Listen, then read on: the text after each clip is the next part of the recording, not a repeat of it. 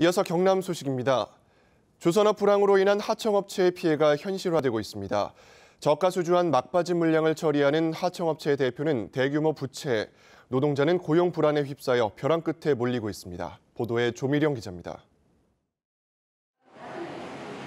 2009년 대형 조선소 사내협력사를 인수해 운영하던 50대 대표가 숨진 채 발견됐습니다.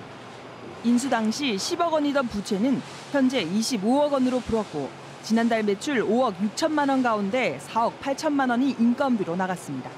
누적적으로 적자가 이렇게 쌓여 있었지 않겠느냐. 상 압박을 받고 있는데 계속 버틸 수 있을까. 대형 조선소 물량의 80% 이상을 협력업체가 생산하다 보니 직격탄을 맞고 있습니다.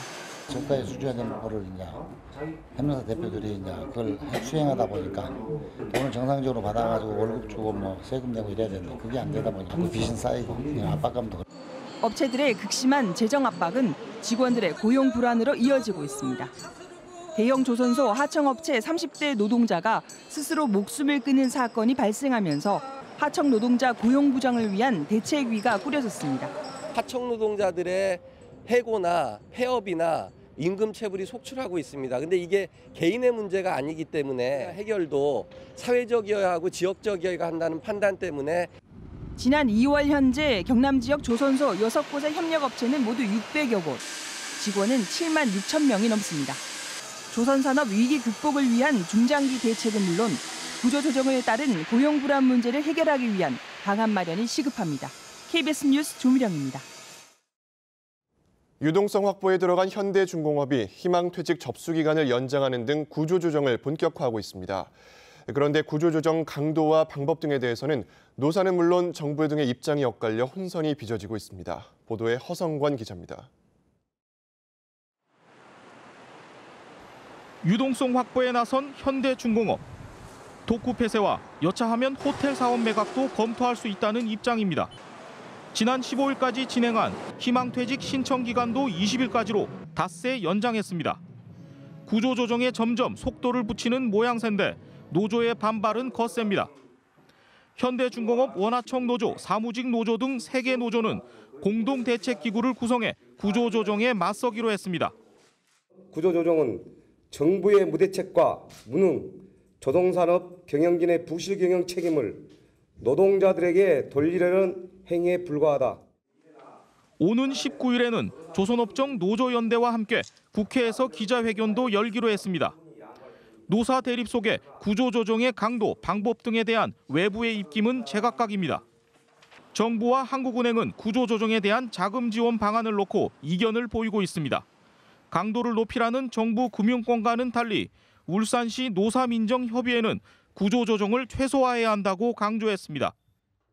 벌써부터 노사가 대립하고 있고 정치권도 명확한 입장을 내놓지 못하고 있는 가운데 구조조정에 대한 공감대를 형성하기까지에는 상당한 진통이 따를 것으로 보입니다. KBS 뉴스 허성걸입니다. 어젯밤 11시 반쯤 사천시 곤양면 남해고속도로 부산 방향 곤양 IC 근처에서 김모 씨가 몰던 25톤 탱크 로리가 난간을 들이받고 도로 옆으로 전도됐습니다. 이 사고로 운전자 김 씨가 숨지고 탱크 로리에 실려있던 탄화수소의 일종인 자일렌 11,000여 누출돼 방제 작업을 벌였습니다. 경찰은 정확한 사고 원인을 조사하고 있습니다. 경상남도가 경남 미래 50년과 서민복지에 중점을 둔 조직 개편을 단행합니다. 경남 미래 50년을 위해서는 연구개발지원과를 새로 만들고 정보통신기술산업 담당과 해양 항로화 담당 등을 신설했습니다. 서민복지 강화를 위해서는 복지노인정책과를 서민복지정책과로 개편했고 벽지교통과 도시재생 담당도 새로 만들었습니다. 이번 조직 개편안은 다음 달 말부터 시행될 예정입니다.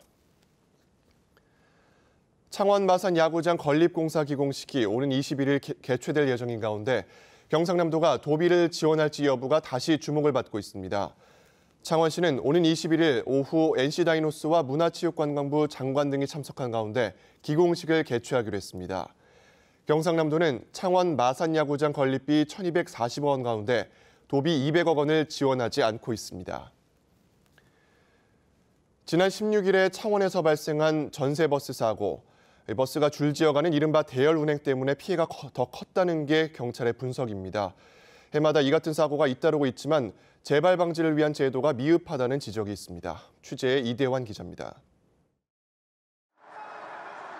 4명이 숨지고 50여 명이 다친 8중 추돌 사고. 경찰은 사고 원인을 급정거와 안전거리 미확보로 보고 있습니다. 사고 발생 20분 전 고속도로 폐쇄호로 화면입니다. 편도 4차로 고속도로에서 학생 240여 명을 태운 전세버스 7대가 2차로에서 나란히 달립니다. 당시 차량의 속도는 시속 80km 안팎으로 이 속도면 100m가량의 안전거리가 필요하지만 앞선 버스 3대의 간격은 20에서 25m로 다닥다닥 붙어갑니다. 뒤편 4대의 버스들 역시 간격이 15m에서 35m에 불과합니다. 차량 한 대에 끼어들 틈이 없습니다. 10분 뒤 북창원 나들목에서도 이 버스들은 1차로에서 연이어 달리고 있습니다. 충분한 안전거리를 확보하고 진입을 해야 되는데 운전자가 그 부분에 대해서 좀 과실이 크다고 봅니다.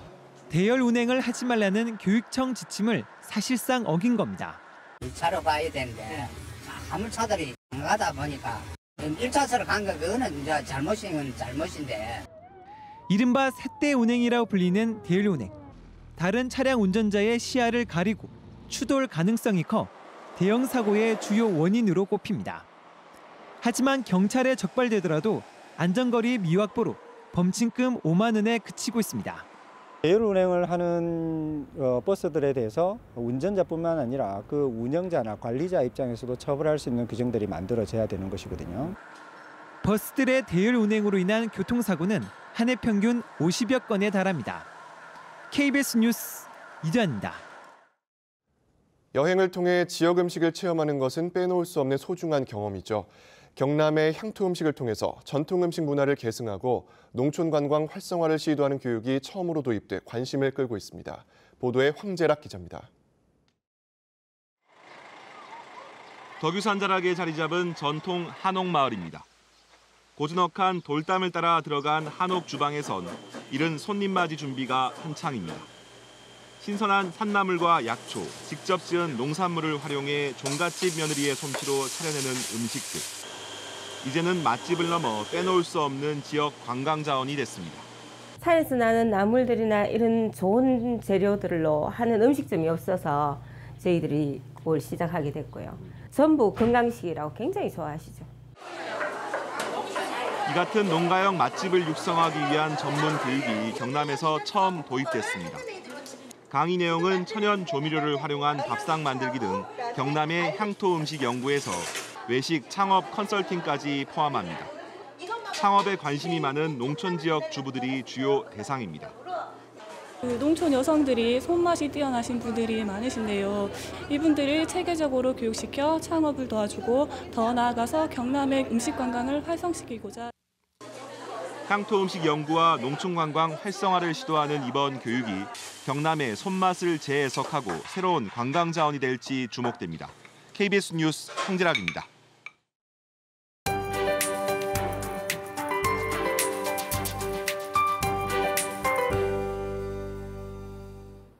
옷차림이 절로 가벼워지고 있습니다. 어젠 냉방기구를 이용해야 할 정도로 볕이 무척 따가웠는데요. 오늘은 어제보다 더 덥습니다. 7월 하순의 기온을 보이겠고 올해 들어 가장 더운 날씨가 이어지겠습니다. 소만절기인 금요일까지 30도를 웃돌 것으로 예상되고요. 일교차도 크게 벌어지겠습니다. 감기 걸리지 않도록 건강관리에 각별히 주의하셔야겠습니다. 오늘은 고기압의 영향을 받겠습니다. 전국에 맑은 하늘이 드러나 있지만 구름량이 적어 햇살이 무척 강하겠습니다. 자외선 지수는 매우 높은 단계까지 오르겠습니다. 동부 지역입니다. 현재 창원 14도, 창녕과 함안 9도를 가리키면서 출근길은 제법 서늘합니다. 하지만 낮 기온은 15도 이상 올라 김해 29도, 내륙은 31도로 예년 수준을 크게 웃돌겠습니다. 서부 지역도 낮 동안엔 한여름 더위가 이어지겠습니다. 현재 진주 9도, 함양 8도를 가리키고 있는데요. 한낮엔 하동 30도, 함양과 합천 31도까지 올라 어제보다 2, 3도가량 높겠습니다. 바다의 물결은 모든 해상에서 비교적 잔잔하게 일겠습니다. 기상정보였습니다. 의령군이 농식품부의 농산물 우수관리 학습 조직 공모 사업에 선정돼 집합교육 등에 들어갔습니다. 양산 도시철도 3공구에 대한 실시 설계 적격자가 선정돼 사업 추진이 속도를 내고 있습니다. 제21회 사천 와룡문화제가 사주천년 새로운 도약의 시작을 주제로 오는 20일부터 사흘 동안 열립니다. 거창군 보건소는 직장을 찾아가 건강 상태를 점검해주는 건강 서비스를 시작했습니다. 창원시가 마산해양 신도시에 국립한국문학관 유치를 추진합니다. 창원시는 이를 위해서 문화체육관광부에 신청서를 제출하고 시유지를 활용하면 문학관터 확보가 쉽다는 장점을 강조할 계획입니다. 국립한국문학관은 국비 450억 원을 투자해 한국 문학 관련 유산을 복원 전시하는 복합 문화공간으로 서울과 인천 등 16개 시군이 유치 경쟁을 펼치고 있습니다. 창원지검 진주지청이 폭력사범을 직접 구속하는 등 엄정 대응할 방침입니다. 진주지청은 지난 1월부터 넉 달 동안 폭력사범 28명을 구속 기소하고 66명을 정식 재판에 붙이는 구공판을 기소했다고 밝혔습니다.